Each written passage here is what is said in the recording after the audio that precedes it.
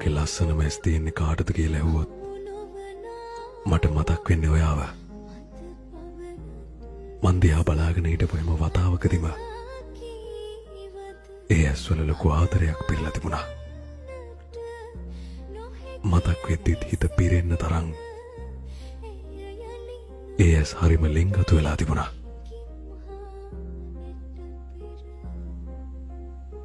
අද අයිතියක් නැතත් ගෙවීගෙන යන හැම දවසකම එක මොහොතකදී ඒ ඇස් තාමත් මට මැවිලා පේනවා.